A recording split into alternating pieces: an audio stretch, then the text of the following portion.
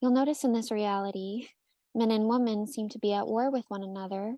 People are either very dark towards the opposite sex and very projective, or they are very hungry and very receptive, overly receptive in a parasitic way, because they want that hieros, gamos, soulmate, twin flame reflection outside of themselves. And this is because inside of us lives a split. Every alchemist understands that in this reality, that which exists outside of us is a direct roadmap towards the alchemization that needs to occur within us. So it is by understanding this outer world that we understand our inner worlds deeper, and vice versa. Masculine, feminine energies exist very prominently in this reality, and therefore there must be a masculine, feminine split within us. My theory is that the double helix DNA is a double helix because one side is more masculine driven and another side is more feminine, and those two energies strive to be woven together, to strive for a perfected twin harmony. All of this looking and searching for that twin harmony, that twin flame, that soulmate experience outside of us is probably our subconscious drive to first attain that within. Jung spoke about these different counterparts within the man and the woman. For the man there is the anima, which in Latin means soul, and for the woman there is the animus, which in Latin means mind.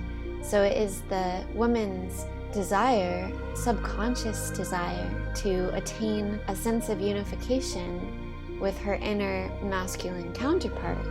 She does this by emphasizing a deeper bond with her logical, intellectual, structured side of reality. For a man, it's being in touch with his anima, his heart, and he does this by allowing his intuitive, creative side to be born alongside his masculine side.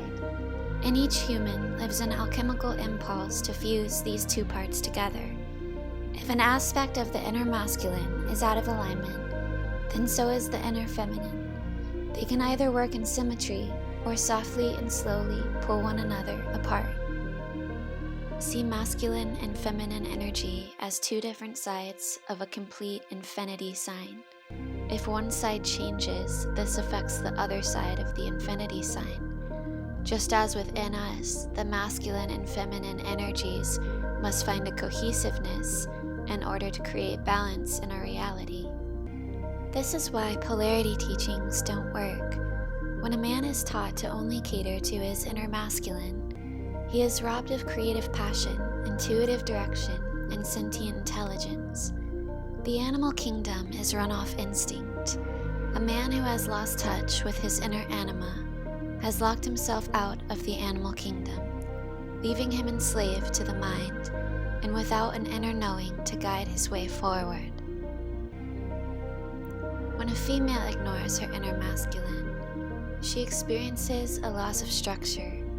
Inner and outer boundaries are either non-existent or deeply confused and disordered. This creates a chaotic and illogical female who is possessed by emotional energy.